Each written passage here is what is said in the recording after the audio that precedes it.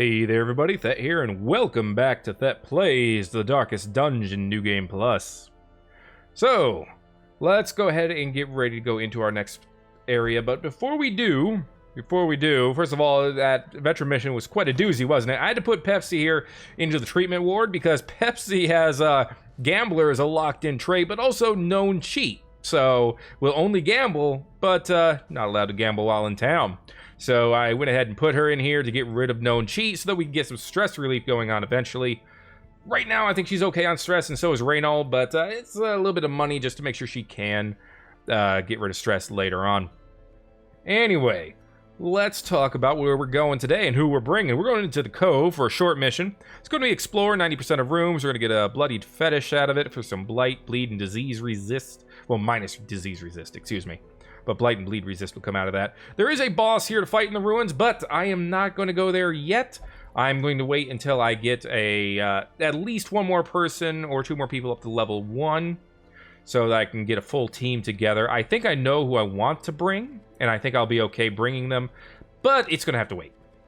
But for now, we're going to go into the Cove. We're going to take a Montcanese, our man-at-arms. He's going to be rocking the Crush, Rampart, and Bellow, and he's going to be using Command instead of Retribution, just to give him a little bit of buff. I'm going to be rocking debuffs and ramparts on him mostly. He's going to be having the debuff amulet, which is going to make his Bellow much better. Hopefully, I'm going to be reducing the enemy's speed so that we will always move first, and therefore it'll give us an advantage. And also the move stone will give him a better chance at moving enemies backwards, which works well with Rampart. He does lose a little bit of speed and dodge at the cost of that, but looking at the rest of our team, I think we have enough heals where damage will hopefully be a mitigated issue. The Bounty Hunter, Brevident, is brand new to the team. We don't have any trinkets for him right now, but let's go ahead and look over his moves. He has Collect Bounty, his basic attack. It does extra damage against marked targets. So marking enemies is very good on this team in general because the Bounty Hunter and our Arbalest in the back can take advantage of it. There are other classes you can take advantage of marks as well, and eventually I might do a full marking team just to see how well we can fare with it. But Collect Bounty does extra damage against marked targets, and it does extra damage against human targets as well, which makes the Bounty Hunter a little bit better than normal against human enemies, like brigands and bandits. Mark for Death is a mark, which works for his Collect Bounty and anyone else who can take advantage of marks. It also reduces the enemy's protection, which is very good against enemies who have a lot of it. Come Hither can be used at the back against the back rows, and it pulls the enemy forward. Does decent damage, not amazing, but the main thing it's used for is that pull forward. Uppercut knocks enemies backwards, does the same amount of damage range as Come Hither, but it also comes with a stun. He can go ahead and uppercut enemies if they're in one of the first 2 rows. Flashbang, which he cannot use from the front position, he can hit anybody on the enemy team, does no damage, very good chance to stun, and it shuffles them, which means it places them into a random spot on their side. So it can move them from the back to the front, or it can only move them forward once. It's completely random. Still a pretty decent move for the stun alone, but also the fact that it can hit anyone in the enemy row. It's pretty decent in a lot of cases, but I'm not using it here. Finish Him does damage to anywhere but the back row, and it does extra damage against enemies who are stunned. So as you've noticed, the Bounty Hunter has 2 stuns, and he has a move that takes advantage of it. The Bounty Hunter works very well in synergy with other classes. So if you have other classes with stuns, if you have other classes with marks, the Bounty Hunter can actually make any of those teams a lot better, and they also stack well on themselves. Since the Bounty Hunters can stun and mark themselves, they work well with other Bounty Hunters. And finally, Hook and Slice can be used against the 2 end rows, on the enemy team. Does a very good bleed. 3 damage for 3 rounds is actually really good. Does minor damage, but the main thing it brings to the table is that bleed, and it gives the Bounty Hunter the ability to hit the back rows. So the Bounty Hunter can do a lot. He's a very well-rounded class, very damage-oriented, of course, but he has the ability to buff his damage as well. That said, if you have a different class who can apply those buffs for him, it really makes it so that he's just he's a big numbers-dealing machine. Right up there with, and maybe even more than, the Highwaymen, if the Bounty Hunter has a team to support him. That's the big difference between the Bounty Hunter and the Highwayman. Bounty Hunter takes advantage of status effects brought on from the rest of his team, whereas the Highwayman can do huge damage just by himself for the most part. Anyway, Moving on, we're going to look at his camping skills here. He has the same basic 3 that everyone else has. He also has This Is How We Do It, which is a self buff, gives him some accuracy and crit. Pretty decent amount as well. Tracking is something that reduces your chance of being surprised while giving your team a higher chance of surprising enemies for a couple rounds. Unfortunately, it does not come with the Prevent Nighttime Ambush. Planned Takedown, also a self buff. He does extra damage against size 2 enemies, so like the Bloodletters, the really big ones that take up 2 spaces, as well as extra accuracy to them. Great against most bosses, because most bosses are at least size 2.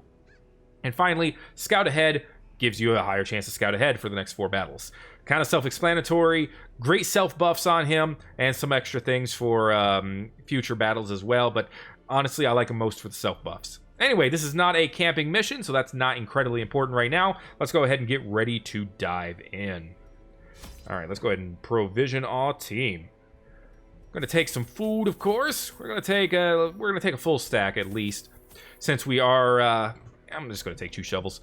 Since we are going into the cove, we're going to want to take some bandages, and we're going to take a key. We're going to take some medicinal herbs just in case we get a chance to use them, and we're going to take 1 stack of them torches. That should be doing it for us. All right, let's get it on. Tentacle lurkers lie in wait just below the water's surface. Tread carefully. Don't tell me what to do. Darkest dungeon. All right. The smell of rotting fish is almost unbearable. Wow, he actually got some extra stress here. Whoa. That's probably because he's level 0. Ay, that was... I didn't expect to get more extra stress from this. That's actually pretty bad. And a misplay on my part. That said, I can't level him up if I don't take him into missions, so... This is where we're at. Alright. The reason I kind of want the debuffs is because all of these enemies have pretty high speed. I need to do something about this grouper in front. Yeah, he's already dealing huge damage. Alright, let's start with him. Let's give him an uppercut. Pop him in the face. Knock him all the way back. That was pretty ideal. We're actually going to start with a heal from Castellion, because that was huge damage. And we also have in the back our Arbalist, that's what they're called, to help us out there. I love Bellow because it does damage and it has a pretty solid debuff. -5 dodge and speed is pretty darn big, to be honest. Let's get rid of the buffed guy if we can. We cannot yet. Okay. Good to know. Maggot will always go last, and the rest of these enemies have had their speed reduced to 1, except for the Shaman, which is reduced to 5. For some reason, got lucky. Oh, can we... You know what?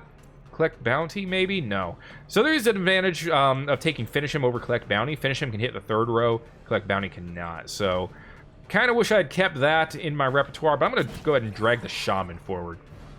There we go. That's pretty nice. Force him to do Stress Wave.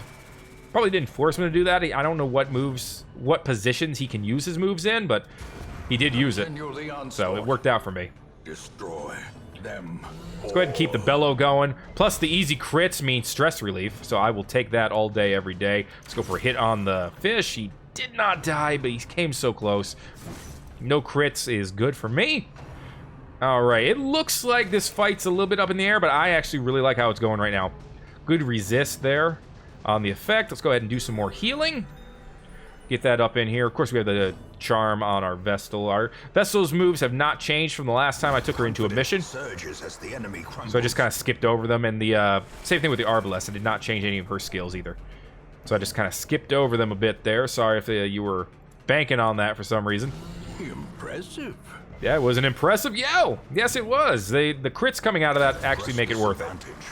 Give them no quarter. All right, another brine coming through. Good dodge from Castellion. Considering your dodge is only 3, that's excellent. Let's, you know what? Let's use the mark here. Did he resisted? Wow, he resisted the protection debuff, but the mark will make the Arbalest hit harder, or at least it would if he wasn't in the back row. And of course, the Arbalest can't hit in, or the front row, excuse me. And the Arbalest cannot hit in the front row. That said, we might be able to fix that. No, we cannot. Wow! This thing is lucky. Blind Fire will not hit dead enemies, so good to use on the Maggot. And get the speed boost out of it, too. Excellent, excellent. Blind Fire again. Seems like the ideal move here, especially with their speed going up to 11. Then finish them off. Formation is broken. Not bad. Maintain the offensive. Not bad for a first fight. And our man-at-arms actually ended up with less stress than he started with, although our Vestal took some stress out of that. Still, I would say that was pretty successful. Let's go ahead and hit this room here. We got a hallway battle coming up no matter which way we go, so we might as well get this one out of the way. Maybe we can get our bounty hunter up to full health instead of almost full. Alright, we'll go ahead and use that torch. Hey, how you doing, brigands? Well, guess what? We have a man-at-arms for you. That's going to be great, and we can reduce your dodge, which is going to be good as well. I'm going to go ahead and start with a judgment right here, because we can hit him with just about anybody. Alright, and I think I'm going to turn this into... Should I turn this into a hack, or should I turn this to a come hither? I think I want to turn this to an uppercut, actually. Let's get a stun. There we go. Awesome. Turn that into a bellow. Masterfully executed. Another stun. The best part about the stuns is he only needs to stun one enemy for... Wow, I thought that was going to get the kill. Wow, I thought that was going to get the kill. We only need to stun... We only need to crit. Excuse me, not stun. We only need to crit one enemy in order to get the full effect from the stress relief. So, the fact that it hits all 4 enemies, and he has a chance to crit each one, that's a good chance to reduce some stress from that bellow. This is another reason why I like using it. It's a strange strategy, but I have... Ooh, that was a good hit. Brevident, good stuff. Blossoms. I don't think anyone else really uses him for Bellow all that much, or at least if they have, I haven't seen it. But I like using it because it's just a little bit out of the ordinary, and I like to do the fun things sometimes. Alright, Blanket Fire I'm very not scared of. I think all he has from back here is Harmless Poke. So, let's go ahead and Bellow again. Alright. Yeah, Harmless Poke, excuse me. Dodged it, which is great, but even more importantly, it was a weak attack anyway. Good heal on everybody. Alright. Where do I want to go from here? I guess the regular attack, and then we can do another Bola. Or, you know what? I think it's time to crush him. Yeah, buddy! I was not expecting a crit there. That actually was not great for us, because I think he would have done another, Harmless Poke if we had just hit him. But we're okay. Yeah, we'll be fine. Just one good hit from him, and I think yeah, it's not bad. That's not bad at all. Let's go ahead and capitalize our chances here with a heal, excuse me. I kind of butchered the English language there just a little bit. I was really hoping you were going to go first, Valbadon, so thank you for that. Get another heal going, and finish him off. Ideal. Good team. All right. Wary. Triumphant pride precipitates a dizzying fall. I like what we have going on here. The only real disadvantage to this team, I think, is our complete lack of stress relief, of reliable, dependable stress relief. Let me put it that way. Because, like I said, the man-at-arms, it's kind of a game in the system type move, but it has a good chance of getting those crits. And the bounty hunter's crit chance is pretty good as well. Same thing with the arbalist, I believe. That said, and there's always a chance to get crit heals, too. That said, great heals on this team. Decent damage across the board. Go ahead and just open that. Nice. Gold, it's a good team. All right. Time to test out that healing, because this is going to be a huge damage team right here. And we are slow and they're fast, and that scares me. But the good news is it's only going to scare me for one turn, I believe. Because we'll be able to get the debuffs on them next. Yeah. But that's... Ooh! Blow to body and brain. That was scary. Alright, we're going to be doing heals from the Vestal. That's going to be all she's doing, I think. Because we're going to need it. And debuffs from the Man-at-Arms, probably across the board. Lowering their dodge is good, too, because I believe they come with a little bit of dodge. Should we just do direct damage or uppercuts? I'm thinking uppercuts. Because if we can get these stuns, that'll be great. And then direct damage can come out from the Arbalist. Yes. That'll be good. Maybe we can yell at some enemies to death, see how that works out for us. And now we have the full speed advantage. All of them have speed 1. So, boom. Just keep it going. If we pop down another Bellow, they'll be all at speed -4. Boom. Excellent. And then we can go and give them another bit of the chop here, or we can get another stun. Let's do another stun. There we go. We reduced them from 4 attacks per turn to 1. I would say that's ideal. And it was a weak one, too. Keep going with the AoE heal. Keep going with the debuffs. Devastating blow. Get that little bit of stress relief when we can. Let's go ahead and... Actually, let's keep this up. I'm liking this strategy so far. Bounty Hunter just runs around punching people in the face. Every once in a while, the Arbalist shoots someone to death. It's a good strategy. Let's see. You're scariest, I think. Because you're way in the back. That means you're going to hit our back line. Actually, they're both pretty scary, come to think of it. That was very weak, though. That was actually, like, uncharacteristically weak. Oh, you both have the same health, so we'll just drag. We'll pick at random, drag one of you forward. How you doing? Nice to see you up in the front rows. You having a good time? I know I am. That said, you're going to have to go. Ooh, that was bad. Unexpected. You know what? Let's cast Judgment. Well struck. Damn, that was well struck. Got some relief, some health, stress relief. That was just fantastic. And a very weak attack from the spearman means that we're in good shape. Let's go ahead and clear corpse. Hopefully the man-at-arms does not go next. There we go. And again, if the man-at-arms... never mind. I was going to say, if he goes last, I'll be okay with that. With that said, scream him to death. Now that's a yell. Good stuff. Success so clearly in view. Or is it merely a trick of the light? This dungeon is going great so far. Alright, we have a lot of stuns and debuffs here in the second row, and he's buffed up as well. This is one scary bastard right now. We need to target him. Okay, good. Nothing worked. That was Salty Gouge. Didn't notice until afterwards. That was actually a new move that we haven't seen before, but it's basically a debuff with a bleed instead of stun. Yeah, the jellyfish are pretty annoying when given the chance to be. That said, Bellow will help us out a lot here. Reduce his speed, please, because 7 speed is pretty bad. Bolas seemed like the good play there. Do I still think that right now? Yes, I kind of do. Yeah. Let's do it. Get him out of the picture, because I do not like them at all. We'll keep the... Yeah, buddy! We'll keep them heals coming. That was good for the Bounty Hunter. He's feeling great. He's feeling froggy. That was minimum damage. I don't like it. Stress Wave. I don't like that either. We need to take care of him. But next turn, we can go for the full stun one, hit the rest plan that we did last time. And I think that worked out very well. That's a lot of damage. That was kind of a scary amount of damage. We got to dodge from the back. So we need to take care of him ASAP. Let's pull him up. There we go. How you doing? Hope you're doing well. Hope you're feeling great.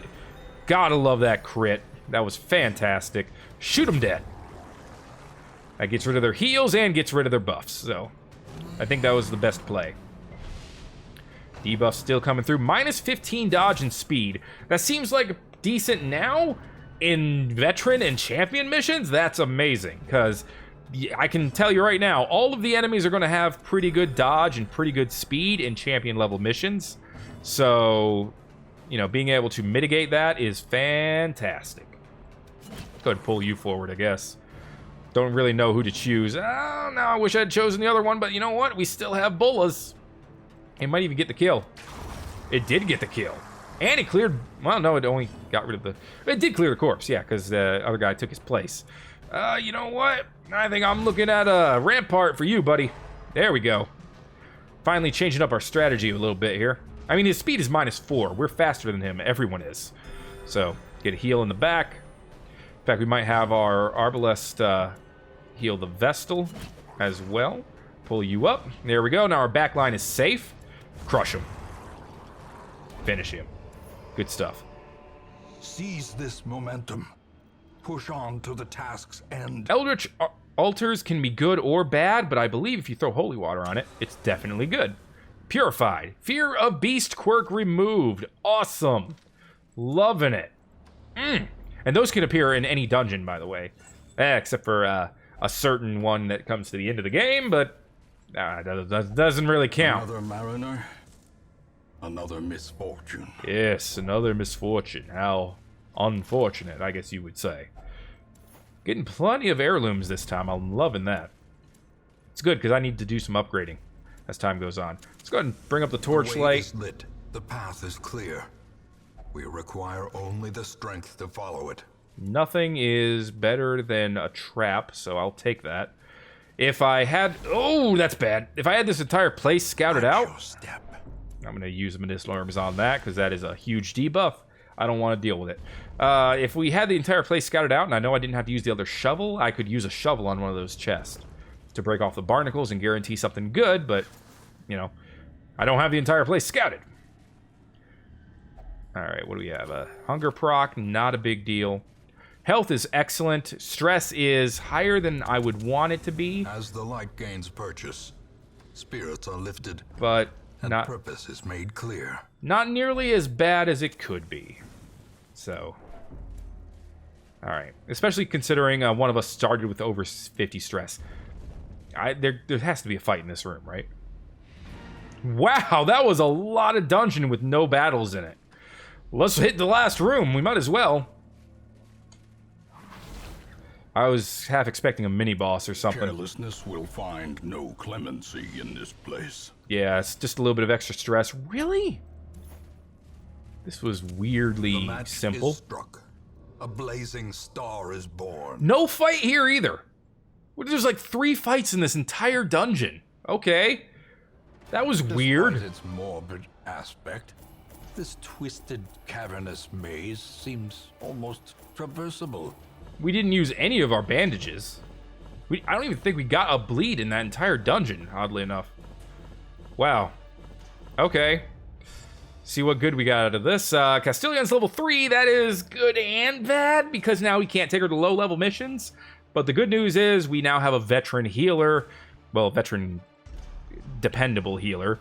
The Red Plague's got to go, though, because that's minus 75 bleed resist and minus health. Yeah, that's got to go right away.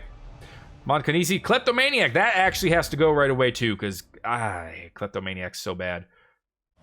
A fever of willful determination sweeps through the barracks. Nice. They were a fearsome lot. Gritted teeth, distant stares, and between them, an unbreakable bond of fellowship. Plus 15 virtue chance on the next quest. Great. Awesome. Montessu's feeling weak with blood loss. Minus 20% damage on his next mission. And unfortunately, that lasts until he's done with his next mission. So, I guess we're going to use him as a healer no matter what next time. Dismas wants to remain in prayer, so we can't take him next time. Got a couple of diseases taken care of. Castellion, I know you got some stress, but the Red Plague has got to go. Like, no option there. That has to go. D-Right, we'll go ahead and put you in the cloister as well. Sort by stress, please. 3 blocks is, like, not too bad for anyone. Let's go ahead and check Stagecoach. Nothing new. Some other things we could take, though. Gildersleeve is an interesting name. But I think we're going to leave our team as it is for now. And we will get ready to set up our next team for our next venture into the Darkest Dungeon. But that is going to be next time, of course.